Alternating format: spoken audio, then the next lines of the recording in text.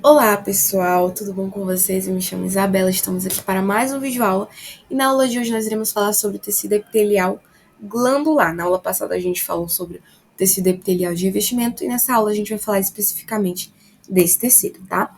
Vamos, sem mais delongas, falar sobre a conceituação desse tipo de tecido e compreender a sua função no nosso corpo e constituição, tá?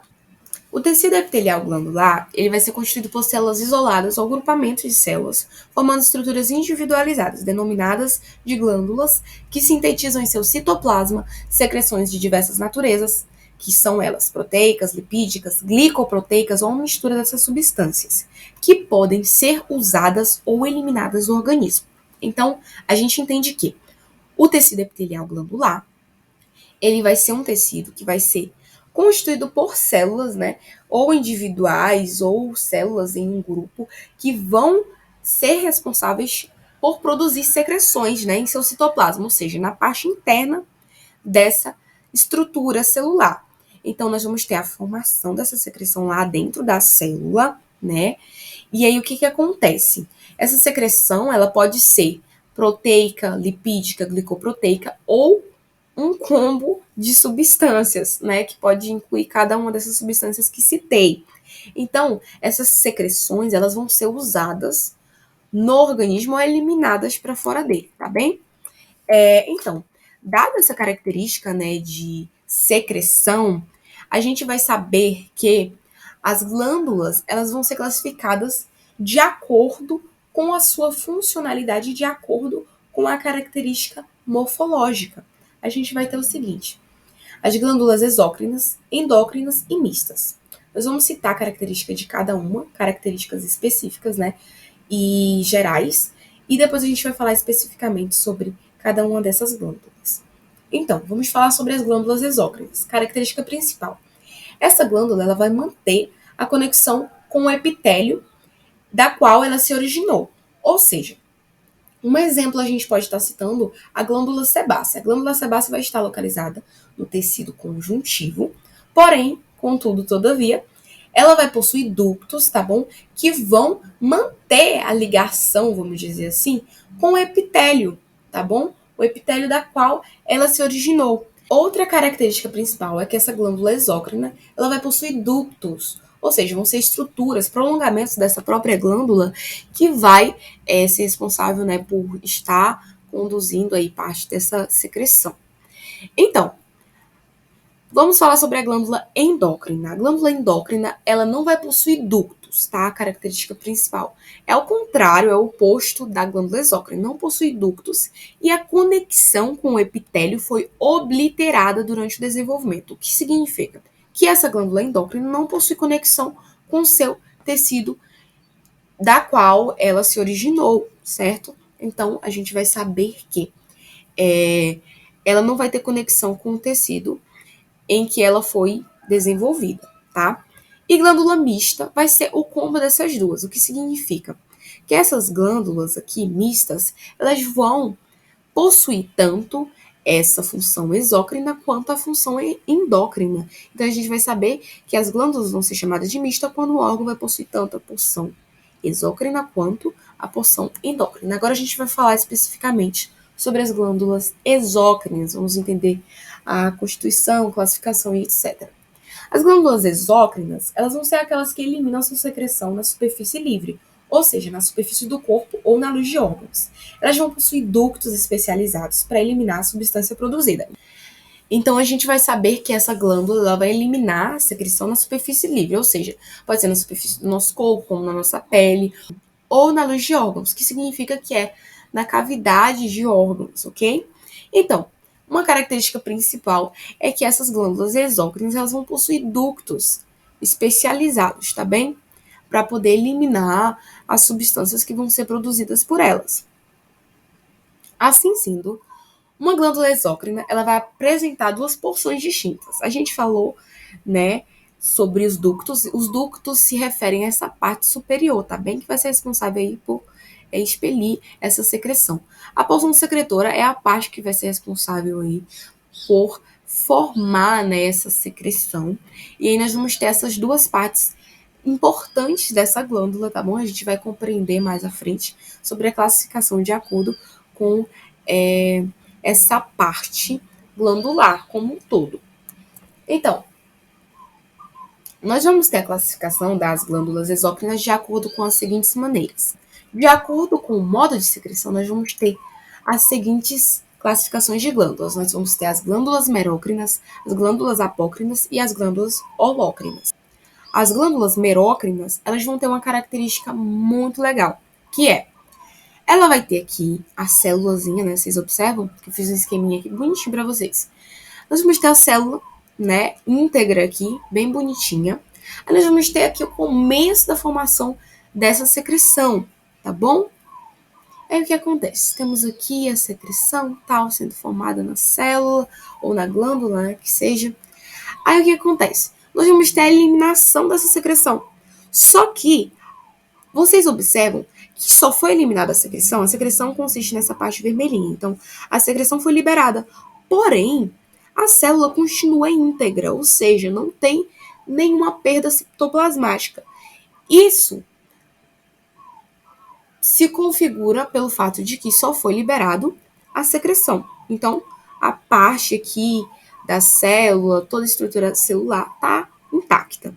Então, a gente vai saber que as merócrinas vão ser secreções liberadas por exocitose. O que significa exocitose? É justamente a liberação só da substância em que não há perda citoplasmática, como eu citei anteriormente.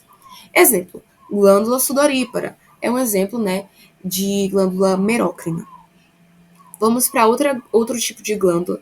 Vamos agora para outro tipo de glândula, que são as glândulas apócrinas. O que significa? Essas glândulas vão ser definidas apócrinas quando o produto de secreção é eliminado juntamente com parte do citoplasma. Como exemplo, a gente tem a glândula mamária. Então, vamos explicar esse esqueminha aqui. Nós temos a célula, né? Íntegra aqui, bonitinha. Nós temos o começo da formação da secreção. E nós temos aqui, ó, olha, vocês observam? A liberação dessa secreção. Só que é possível observar também que parte da célula está indo junto. Ué, como assim? Sabemos que aqui, para ser definida como glândula apócrina, a gente vai ter essa característica em que nós vamos ter a perda aqui, né, citoplasmática. Ou seja, nós vamos ter aqui a secreção, que é essa parte vermelhinha, como também uma parte do citoplasma. Só que o que acontece? Na glândula mamária, o que nós vamos ter aqui? Nós vamos ter a parte dessa glândula aqui, né, sendo liberada junto com a secreção. Porém, essa glândula, ela vai conseguir se reconstruir normalmente, tá? É natural esse processo. Glândulas holócrinas. O que acontece nessas glândulas holócrinas? Nessa glândula holócrina, nós vamos ter a perda total do citoplasma, ou seja, nós vamos ter a parte total, na verdade, da célula como um todo. Nesse processo, tá, de secreção, toda a célula vai junto. Então, a gente pode estar citando aqui a glândula sebácea. Vocês observam que aqui nós temos a formação da secreção. E quando a secreção ela é liberada, nós temos aqui a célula como um todo sendo liberada também, tá? De acordo com a morfologia da parte secretora, nós vamos ter definições e classificações dessas glândulas, tá bom? Dessas glândulas exócrinas. A gente vai citar aqui um exemplo de classificação que é as glândulas, né, com a característica tubulosa, ou seja, glândulas exócrinas tubulosas. O que significa? Significa que ela vai possuir a porção secretora. Vocês lembram que a porção secretora é a parte inferior? Então, a porção secretora dessas glândulas vão ser em formato de tubo. Então, vocês observam aqui, parte secretora, vamos lá. Parte secretora, tubo, tubo, tubo, tubo e tubo. A diferença é a disposição desses tubos. Como assim, Isabela? A gente observa que aqui nesse tubo, nós vamos ter um formato tubular normal, né? Tubo normal. Aqui, por sua vez, esse tubo vai ter um formato de nó, como se fosse um enrolado, certo? Então, a gente vai ter essas definiçõezinhas. Só que, para não confundir, a gente vai entender só o seguinte. Nas glândulas exócrinas tubulosas, a gente vai ter a parte secretora em formato de tubo. Apenas isso. Ah, Isabela, mas eu percebi aqui que tem umas partes que tem mais de um tubo. A gente vai compreender agora, gente. Calma lá. Vamos lá. Simples, o que significa simples? Quando fala, tubulosa simples, se remete ao quê? Quando a gente fala simples, está se remetendo, primeiro, ao ducto, tá? Não está se remetendo a essa parte secretora. O ducto é simples, o que significa que essa parte superiorzinha tem apenas um ducto, tá? Aqui a gente observa simples, simples. Só que aqui a gente observa que tem aqui, ó, duas ramificaçõezinhas do ducto, né? A gente vai chamar de composta, tá bom? É a glândula composta, quando possui mais de um ducto. Mas vamos lá, entender glândula por glândula. Na simples, a gente vai ter uma parte secretora, né, aqui, em forma de tubo, e um ducto. Simples e novelado, o que quer dizer? Que nós vamos ter um ducto e uma glândula tubulosa, né, enovelada, vocês observam? E aqui nós vamos ter simples ramificada, um ducto, porém a gente vai ter ramificações do tubo, né? Então a gente vai ter essa característica dessa glândula, em que nós vamos ter essa ramificação. Então a gente vai chamar simples ramificada. E composta ramificada, que significa que tem mais de um ducto e mais de uma parte secretora. Então aqui a gente vai citar, gente, alguns exemplos. No caso dessa tubulose simples, a gente pode estar citando as glândulas intestinais, tá bom? E nas simples e noveladas, a gente cita a glândula sudorípara e também as vesículas seminais. Simples e novelada, glândulas gástricas e uterinas também. E aqui na simples ramificada, a gente vai ter um exemplo, né, nas glândulas gástricas e uterinas, em que aqui nós temos duas partes secretoras e um ducto apenas.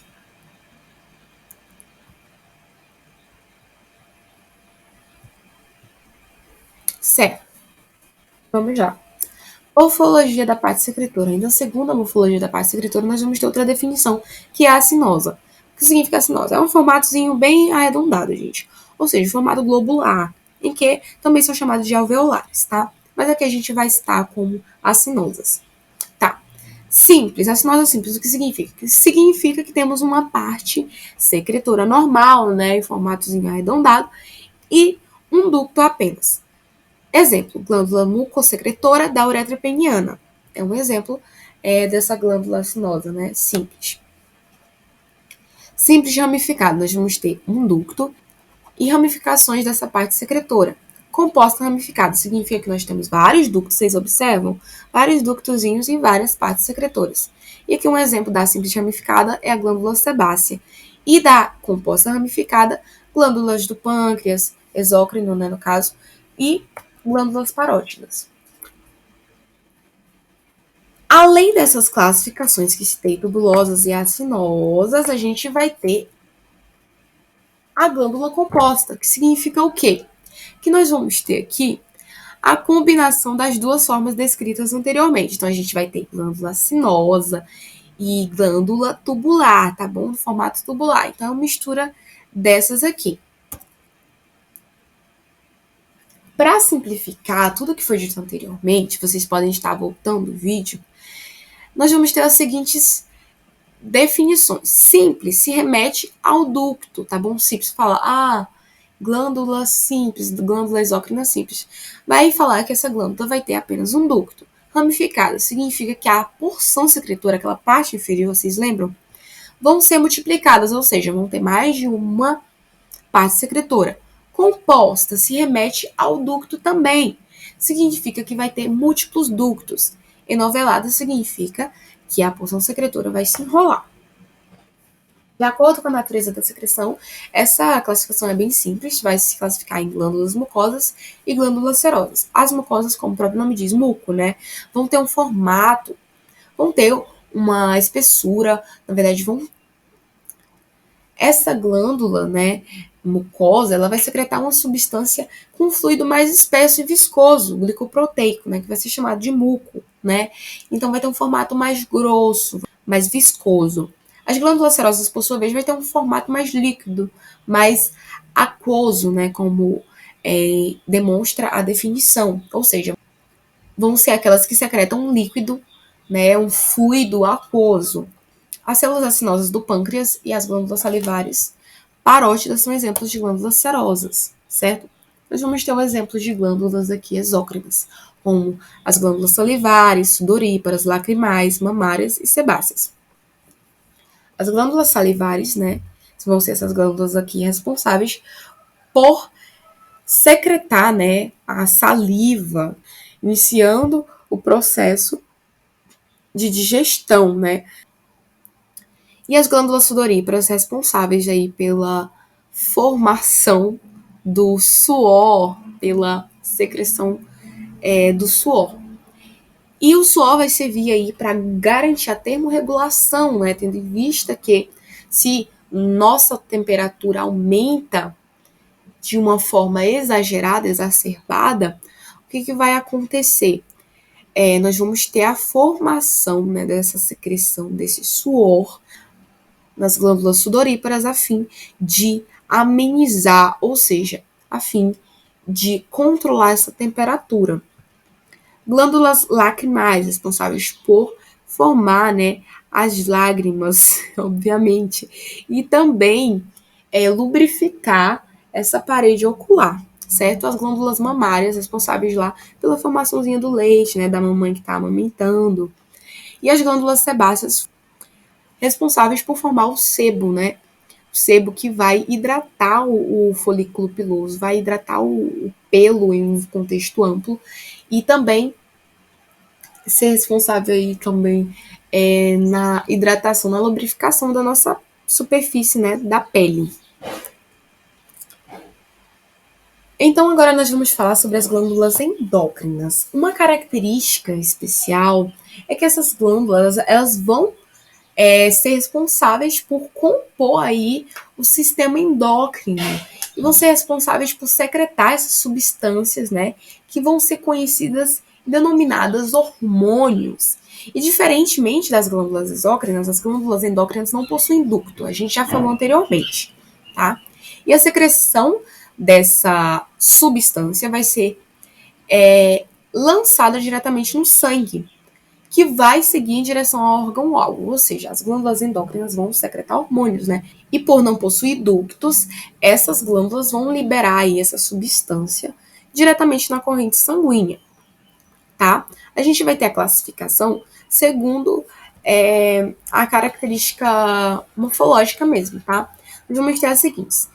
Nós vamos ter glândula endócrina cordonal e a glândula endócrina folicular. A cordonal, nós vamos ter o seguinte: a glândula cordonal ela vai apresentar células que se organizam em fileiras. Essas fileiras têm formas diversas e são envolvidas por muitos capilares sanguíneos que recebem os produtos de sua secreção e os distribuem pelo corpo de sua circulação sanguínea.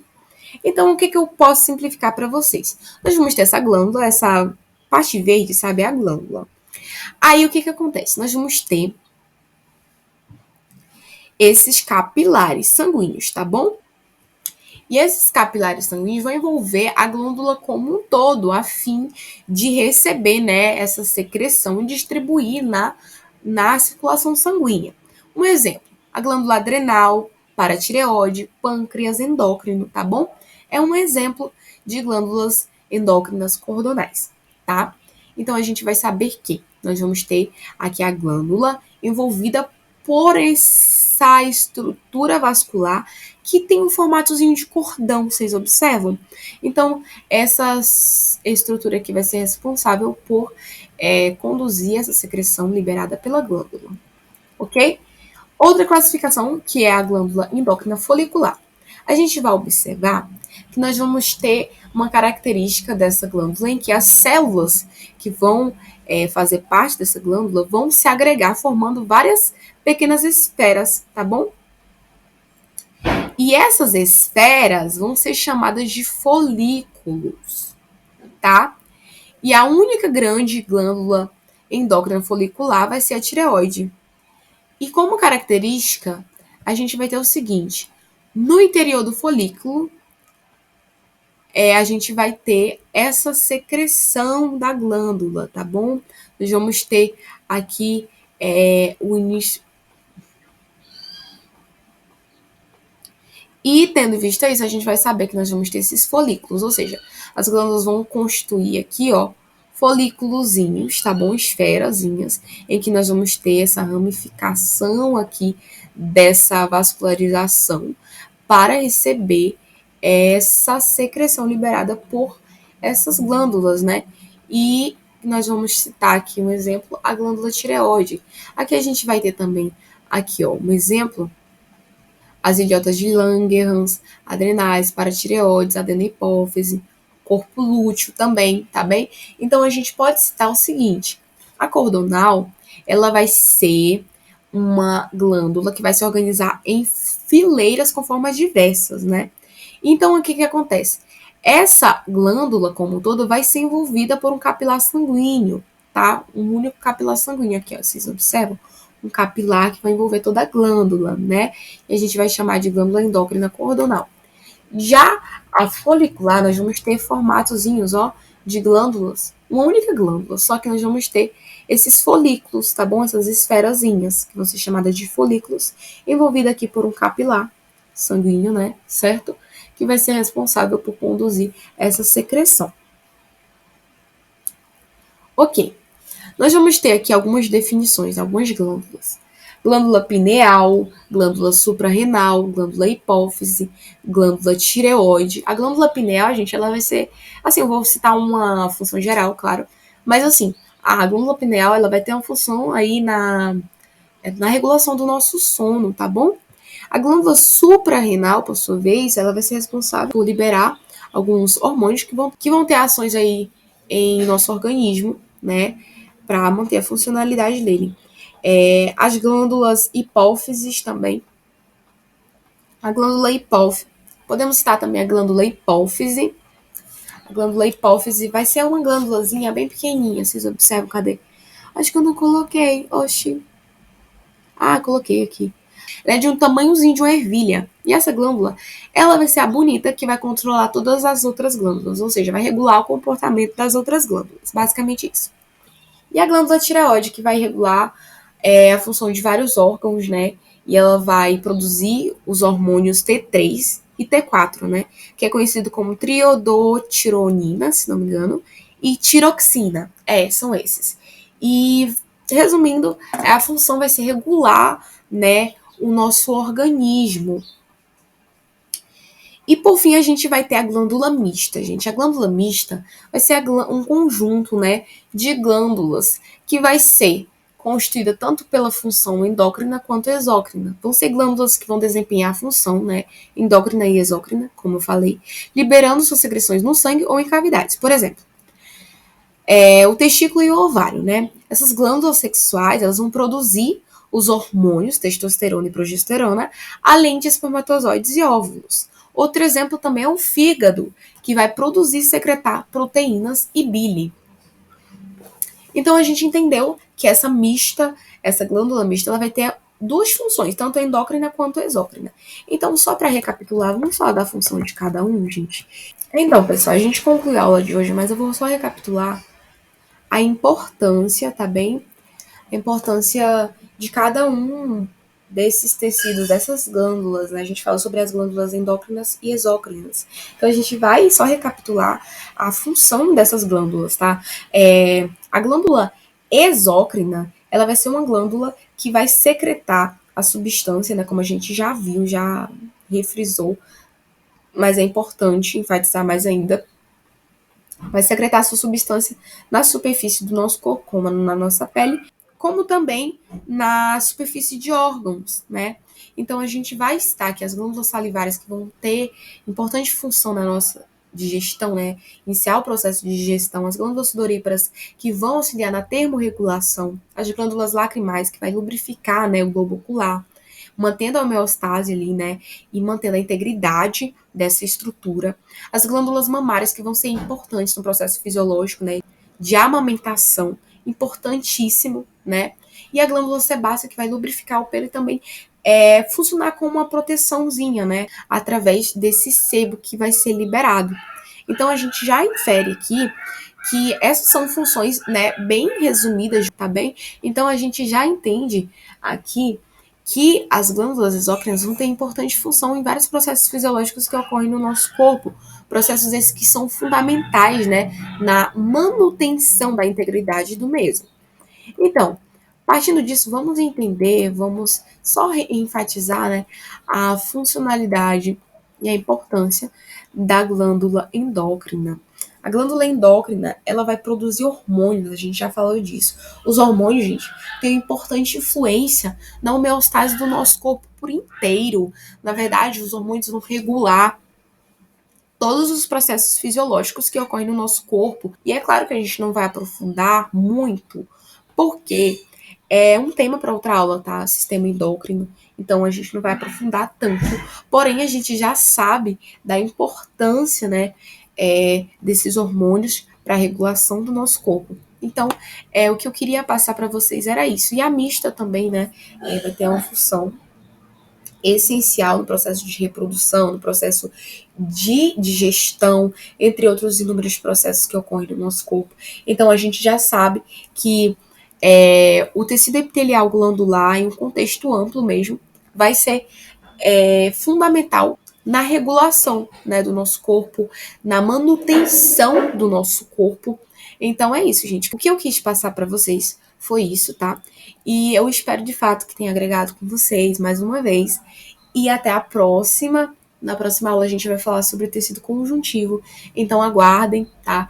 A gente já fez o conteúdo programático e o que resta agora é seguir, né, certinho e passar para vocês esses conteúdos, né, a fim de agregar o conhecimento de vocês e também, né, enriquecer o meu, porque, como eu já falei aqui anteriormente, quanto mais a gente fala sobre o conteúdo, mais domínio a gente tem sobre ele. Então, é isso, gente. Muito obrigada por assistirem.